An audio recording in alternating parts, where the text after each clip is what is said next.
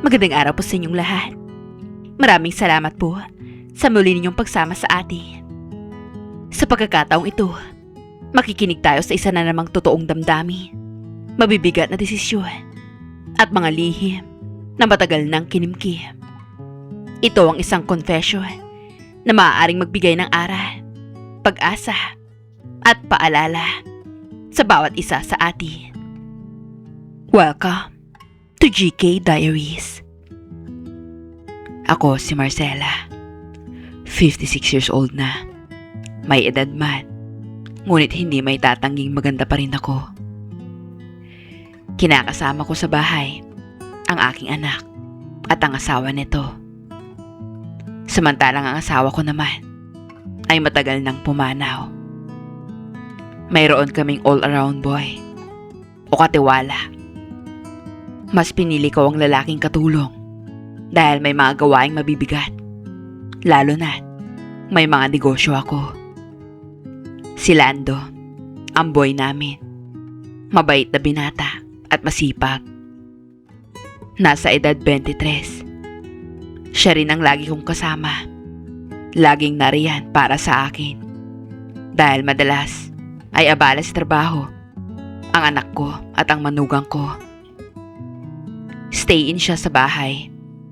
Kaya sa madalas naming pagsasama ay hindi ko akalaing magiging simula pala ng muli kong pagkahulog sa pag-ibig. Ma, alis na kami. Paalam ng anak kong si Lena. Kasama nito ang asawa niya. Mag-iingat kayo. Dito ba kayo maghahapunan mamaya? Tanong ko. Baka hindi na, ma. Marami pang gagawin sa trabaho. Baka mag-overtime kami. Sa labas na lang siguro kami kakain. Tumangon na lang ako. Iyan ang madalas nilang sistemang mag-asawa. Agahan lang yata sila kumakain dito. Kaya madalas, si Lando pa rin ang lagi kong kasama rito. Sige, basta kung gusto nyo kong dito maghapunan, may pagkain naman akong ipapaluto. Sabi ko, at tumangon lang ang mag-asawa bago nagpaalam at tuluyang umalis. Umupo ako sa sofa para sana manood nang biglang sumulpot si Lando. Saan ka galing? Tanong ko. Nag-deliver lang po ng tubig, ma'am. May uutos po ba kayo? Tanong niya sa akin. Wala naman. Kumain ka na ba ng agahan? Tara, sabayan mo na ako. Sigurado po ba kayo dyan? Paninigurado niya.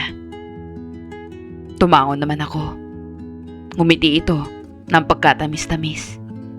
May pagkapilyo kasi itong binatang to. Nagpunta kami sa kusina. Siya na ang nagpresenta na maghain ng agahan namin. Umupo na lang ako sa isang upuan at pinapanood siya. Lando, wala ka man lang bang nobya dyan? Stay in ka dito. Hindi ka ba niya hinahanap? Hindi ko mapigilang tanong. Gusto ko kasi may kakwentuhan ako. Ma'am, wala naman akong nobya. Tsaka, masyadong maarte ang mga kaidaran kong mga babae ngayon. Wala pa akong natitipuhan. Napapailing nitong sabi. Bakit niyo po natanong, ma'am? Balak niyo po bang mag-apply? Pilyong tanong niya sa akin. Kaya naman, binatok ko sa kanya ang pamunas sa mesa. Hay nako, mga kalokohan mo talaga, Lando. Mas bata ka pa nga sa anak ko. Sagot ko. Biro lang naman, ma'am. Pero kung gusto nyo, pwede naman nating seryosohin. Hindi ako tatanggi. Pahabol pa nito. Tigil-tigilan mo ako sa kalokohan mo, Lando. Bilisan mo na dyan at nagugutom na ako. Yes, ma'am. Sabi nito at may pasaludo pa. Lihim akong nangingiti sa pinagagagawa niya. Maaga akong nabiyuda at hindi ko na naisipan pang humanap ng kapalit ng yumao kong asawa. Marahil, inuna kong makapagtapos muna ang anak ko sa pag-aaral niya. Ako lang ang mag-isang nagtaguyod sa kanya. Kaya naman, nakalimutan ko na ulit kung paano kiligin at mahalin ng isang lalaki. Kain na po tayo, ma'am. Informa ni Lando at inilapag sa mesa ang pagkain. Tahimik kaming nag-agahan at nang matapos ay siya na rin ang naghugas ng mga plato. Wala akong masabi kay Lando dahil napakasipag niya. Sa 2 taong paninilbihan niya, nakita ko kung ano siya bilang tao. Kahit may pagkapilyo siya, ay nasanay na ako sa ganung ugali niya. Lumabas ako ng bahay at nagpunta sa water shop namin. Si Lando rin ang tumatao rito, ang taga-deliver ng mga order ng tubig sa mga bahay-bahay sa barangay. Saktong nagbibilang ako ng pera nang dumating si Lando. Nandito pala kayo, ma'am. Kanina pa kita hinahanap. Kukunin ko lang sana yung mga pinagbentahan ng mga tubig natin. Simpleng sagot ko. Lumapit naman ito at binuksan ang maliit na drawer. Gumilid ako dahil nakaharang ako sa kanya. Nang lumapit siya, naamoy ko ang pabango niya. Kahit pawisan siya, ay mabango pa rin siya. Nagkatinginan kami nang iabot niya sa akin ang plastic na may lamang pera. Ito po, ma'am, kita ng kalahating buwan. Sabi niya. Hindi ko maiwasang hindi mapatitig sa kanya. Ma'am, baka naman matunaw. Hirap pa man din akong ginawa to. Pagbibiro niya. Napakurap-kurap ako at napailing. May iniisip lang. Anong natulala ka dyan? Hindi dahil dyan, no? Naku, ma'am, nagpapalusot ka pa. Huling-huli na nga kita eh. Ngisi-ngisi niyang sabi. Hindi na ako sumagot. At tuluyan na akong lumabas ng shop. Isang araw ng Martes. Balak kong magpunta ng bayan at mag-grocery. Kaya naman, pagkatapos kumain, ay umakyat na ako sa kwarto para maligo at magbihis. Tumigil ka nga sa pag-iisip, Marcela. Bulong ko sa sarili ko. Kaya naman, binilisan ko na ang pagligo. Hindi pa man ako nakakapagbihis, ay may kumatok na sa labas ng pinto.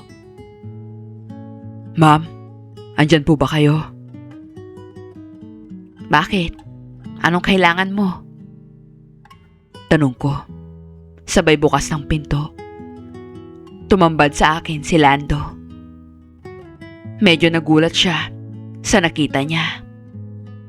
Pansin ko ang pagpasada ng tingin niya sa akin. Sabay sambit ng, ang ganda mo pala talaga, ma'am. Naku, heto ka na naman. Nagbibiro ka na naman, Lando. Nahihiyang sabi ko at umiwas ng tingin. Kaya papasa ka pa sa akin, ma'am. Ngising sabi niya, sabay kindat. Tumigil ka na nga. Ano bang kailangan mo? Sasamahan ba kita sa supermarket ngayon, ma'am? Oo, kaya magbihis ka na at aalis na tayo. Sagot ko. Tumalikod na ito at tuluyan ng bumaba. Habang nag-aayos ako, hindi ko maiwasang isipin si Lando. Yung mga pasimpleng hirit niya.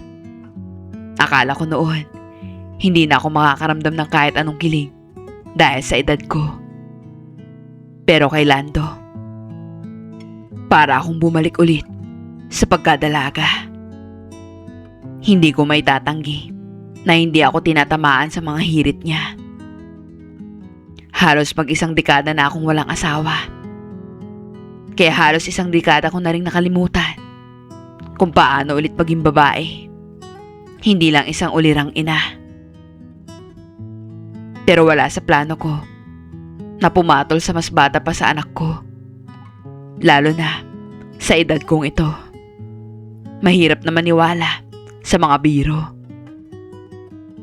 Pero sa paglipas ng mga araw, unti-unti nang natibag ang pader na itinatayo ko. Habang nasa kotse kami, papunta sa supermarket, tahimik lang kaming dalawa. Hanggang sa binasag niya ang katahimikan. Ma'am. Ni minsan ba, hindi niyo naisip na mag-boyfriend ulit? Hindi ako agad nakasagot sa tanong niya.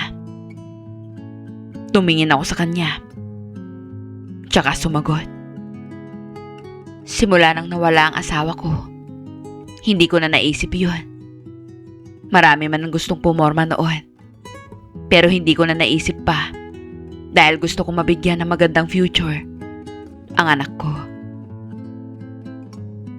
Ma'am, may asawa na si Ma'am Lena. Hindi ba kayo nalulungkot mag-isa? Napaisip ako. Kung lungkot din lang ang pag-uusapan, hindi mawawala sa akin na hindi malungkot. Lalo na sa mga gabing malalamig. At aaminin ko, hinahanap ko din ang presensya ng isang partner. Pero sumagot na lang ako ng hindi para matapos na yung pagtatanong niya. Nagkaroon ulit ng katahimikan. Akala ko hindi na ulit siya magsasalita.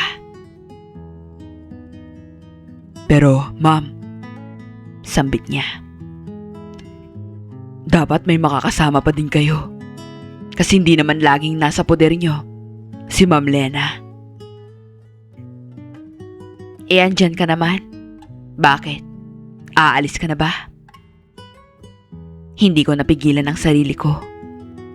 Maski ako, nagulat sa sinabi ko. Tumingin sa akin si Lando at ngumiti. So, ibig sabihin, ma'am, gusto mo ako makasama pa ng matagal? Mabilis akong nag-isip ng palusot. Hindi Syempre sa ngayon, ikaw ang laging nasa bahay. E di ikaw talaga ang lagi kong kasama. Pero kung aalis ka, wala naman akong magagawa kung gusto mo nang umalis. Basta, magpaalam ka lang na maayos ha. Biglang nag-iba ang ekspresyon niya. Hindi naman ako aalis. Hindi kita iiwan. Hindi ko alam kung anong ibig sabihin niya. Pero hindi na lang ako sumagot. Iniwas ko ang tingin ko at pinipigilan ang sariling kiligin. Nang makarating kami, agad niya akong inalalayan. Halos hindi niya ako pinagbibitbit ang mga pinamili. Hindi niya ako hinayaang mapagod. Hindi ko alam kung normal ba yun sa amo at trabahador. Pero iba ang pakiramdam ko. Pagkatapos namin sa supermarket, ay dali-dali na kaming umuwi. Dahil malakas na ang buhos ng ulan. Nang makarating kami sa bahay, agad niyang ibinaba ang mga pinamili namin. Ma'am, magdaan-daan kayo. Baka madulas kayo. Nagdahan-dahan naman ako. Pero dahil madulas nga ang sahig, ayun, nadulas pa rin ako. Buti na lang, ay agad niya akong nasalo. Tila ba nag-slow mo ang paligid namin. Agad niya akong itinayo at baka parehas pa kaming matumba. Ma'am, okay lang ba kayo? Salamat. Buti na lang, nasalo mo ako. Handa naman akong saluhin ka parati, ma'am. Ngiti niya. Lumakas ang kabog ng dibdib ko. Lando naman, huwag mo naman akong laging biruin. Baka maniwala na ako sa'yo. Ma'am, paano pagsabihin kong hindi naman talaga ako nagbibiro? Paano pagsabihin kong totoo ang nararamdaman ko? Ano ka ba, Lando? Halos doble ng edad mo ang edad ko. Tapos magkakagusto ka sa akin. Para mo na akong nanay niyan. Ano bang mali kung mamahalin kita? Parehas naman tayong single. Hindi ganon yun kadali, Lando. Hindi naman kita pipilitin, ma'am. Gusto ko lang magpakatotoo. Samantalang ako, nagsisinungaling sa sarili ko.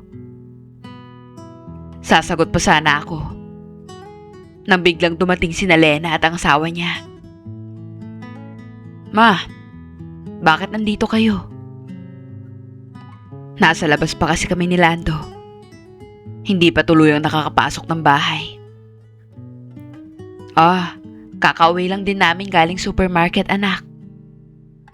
Pumasok na tayo sa loob, ma. Lumalakas na lalo yung ulan. Sa gabing iyon, hindi kami nag-imikan ni Lando. Nung gabing yun, hindi ako nakatulog ng maayos. Kaya naman, kinaumagahan, late na ako nagising. Paggising ko, nakapasok na sa trabaho si Lena. Bumungad sa akin si Lando. Good morning, ma'am. Good morning, Lando. Nalate ako ng gising. Oo nga, ma'am. Ayos lang ba kayo? Mukhang hindi kayo nakatulog eh. Oo nga eh. Bakit, ma'am? Anong iniisip nyo? Wala. Wala naman. Mga bagay-bagay lang. Ma'am, yung tungkol pala kahapon. Lando, wag na muna natin pag-usapan yun. Pero ma'am, seryoso ako. Sana, wag mong isara ang puso mo. Wag ka na magsinungaling sa sarili mo. Alam kong alam mo ang nararamdaman mo. Alam ko rin na namimiss mo ng maging babae. Hayaan mong ako magpaparamdam nun sa'yo, ma'am. Gusto kong iwasan ang nararamdaman ko. Kaya naman, nang akbang tatalikod na sana ako, ay bigla niya akong hinila at niyakap ng mahigpit. Alam kong hindi ka okay, ma'am. Andito lang ako. At doon, tuluyan nang lumambot ang puso ko. Nang maghiwalay ang yakap namin, nagkatitigan kami. Hindi ko alam kung ako ba yung unang gumalaw o siya. At hindi ko alam kung paano kami nakarating sa kwarto ko. Pero nang umagang yon, nangyari ang hindi dapat. Pagkatapos ng mahabang panahon, naramdaman ko ulit na babae ako. Lando, ano na tayo? Siyempre, girlfriend na kita. Girlfriend? Hindi pa nga kita sinasagot. Pero pumayag ka nang may mangyari. Nabula ang pisngi ko sa sinabi niya. Paano pag nalaman ni Lena ang tungkol sa atin? Hindi siya papayag pag nagkataon. Bakit naman? Ayaw ba niyang sumaya ang mama niya? Siyempre, mas bata ka pa sa kanya. Baka kung anong isipin niyang masama sa'yo. Huwag kang mag-alala, Marcela. Ako ang bahala. Mahal kita. Hindi kita iiwang mag-isa. Marcela, hindi na niya ako tinawag na ma'am. Salamat sa pagmamahal, Lando. Nagpasya muna akong hindi sabihin kay Lena ang tungkol sa amin ni Lando. Dahil alam ko, natututol siya. Kaya naman, Inilihim namin ang relasyon namin tuwing nasa bahay si Lena at ang asawa niya. Samantala, pag walang ibang tao sa bahay, doon kami nagiging malaya. Halos lahat ng sulok ng bahay ay may bakas namin ni Lando. At minsan, sa kotse. At aaminin ko, ibang klase ang sayang ipinaparamdam sa akin ni Lando. Hindi ko ito naranasan nung buhay pa ang asawa ko. Marcela, kung sakaling malaman ni Lena ang tungkol sa atin, handa ka na ba? Hindi ko alam, Lando. Ayokong isipin yon. Basta ang alam ko, masaya ako tuwing kasama kita. At mahal kita. Mahal na mahal din kita, Marcela. At ipaglalaban kita kahit tututol pa ang mundo sa atin. Nang marinig ko yun, napaluha ako. Ramdam kong mahal na mahal ako ni Lando. Hindi dahil sa kung anong meron ako sa buhay. Akala ko, magtatagal pa ang lihim na relasyon namin. Pero isang araw, habang nasa gitna kami ng pagmamahalan, hindi namin napansin ang oras. Naunang umuwi si Lena kaysa sa asawa niya. Biglang bumukas ang pintuan. Ma? Ma, anong ginagawa niyo ni Lando? Agad akong napatakip. Ma, magbihis ka muna. Mag-uusap tayo. Nang nasa sala kami, biglang sumabog ang galit ni Lena. Ma, hindi ka ba nag-iisip? Bakit si Lando?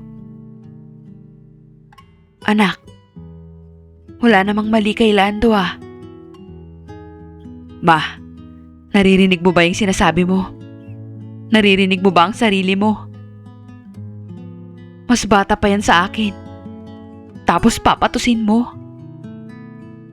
Sumabat si Lando. Lena, mahal ko ang mama mo. Mahal? Mahal mo siya? O mahal mo ang pera niya? Pumantig ang tenga ko sa sinabi ni Lena. Nasampal ko siya.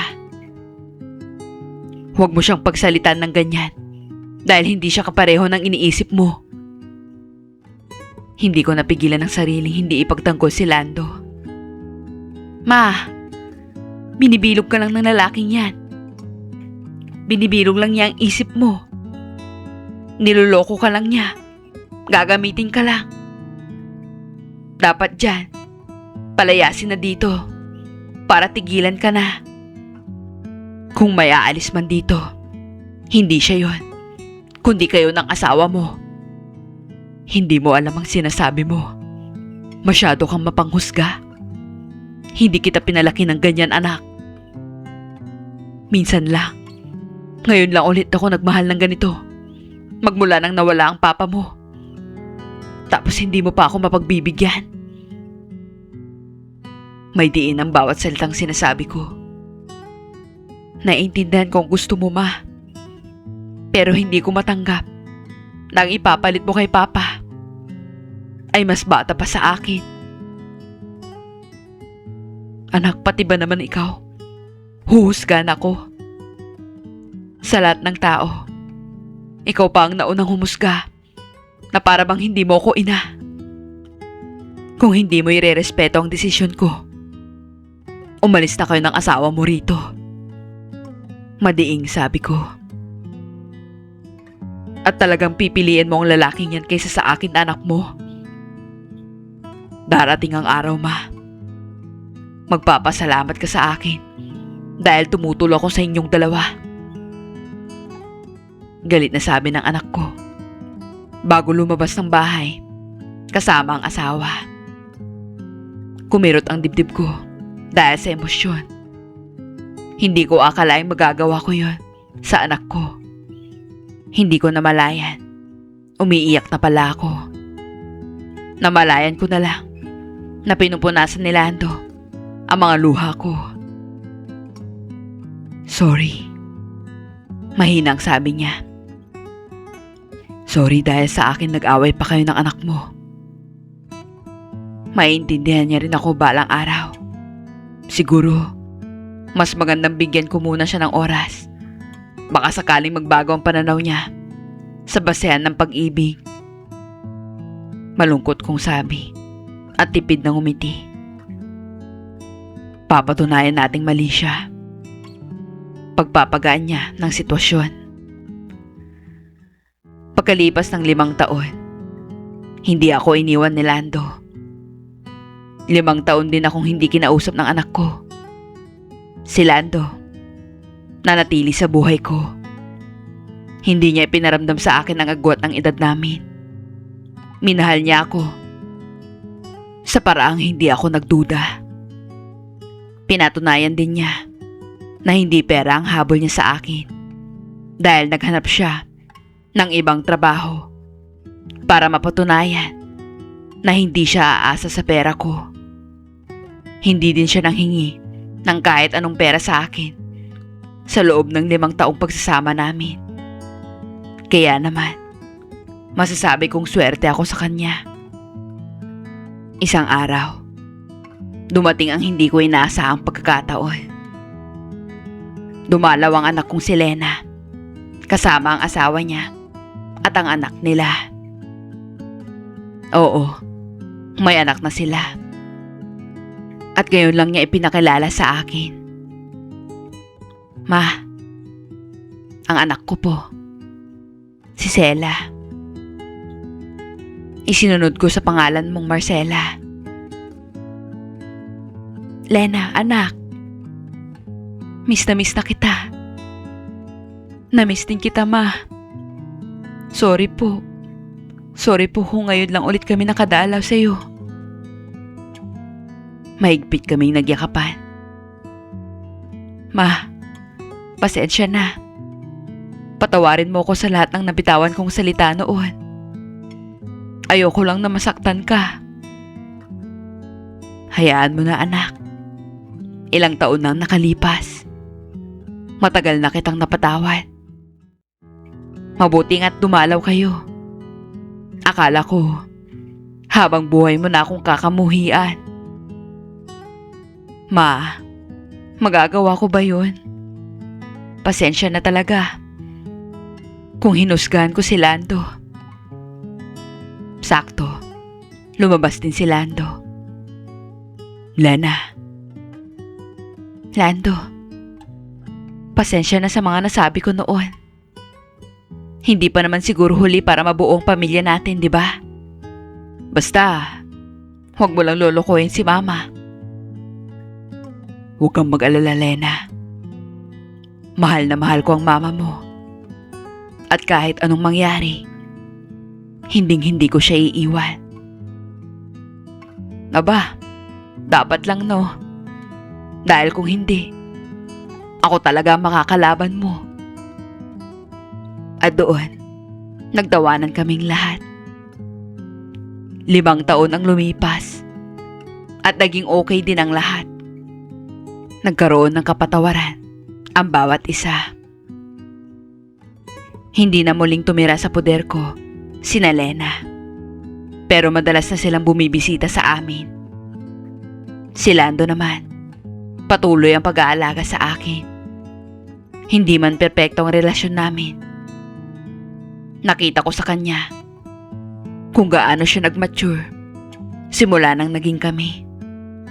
Hindi niya ako binigyan ng dahilan para mag-isip ng kung ano. Marami man kaming naririnig na panghuhusga mula sa ibang tao. Ang mahalaga, nabuo na ulit ang pamilya ko. Sa kanya ko naramdaman ang pagiging buhay muli. Na kaya ko pa palang magmahal. Na may natitira pa pala akong lakas upang buksan muli ang puso ko.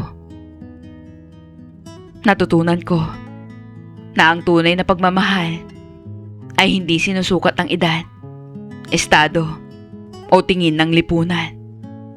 Sinusukat ito sa katapatan, respeto, at kung paano nito pinapalakas ang pagkatao mo. Kung ito man ay pagsubok, pagpapala, o panibagong yugto, tinatanggap ko ng buong puso. Dahil sa huli, hindi lahat ng tao ay nabibigyan ng pangalawang pagkakataon sa pag-ibig. Lalo na sa ganitong edad. At kung darating man ang araw na magbabago ang lahat, kaya ko pa rin sabihin sa sarili ko na ako'y minahal. At minahal ko rin ng buong tapang. Matanda man ako, pero hindi pa huli para mahalin at magmahal muli. Sana may natutunan kayo sa kwento ko. Hanggang dito na lamang po. Lubos na gumagala. Marcela.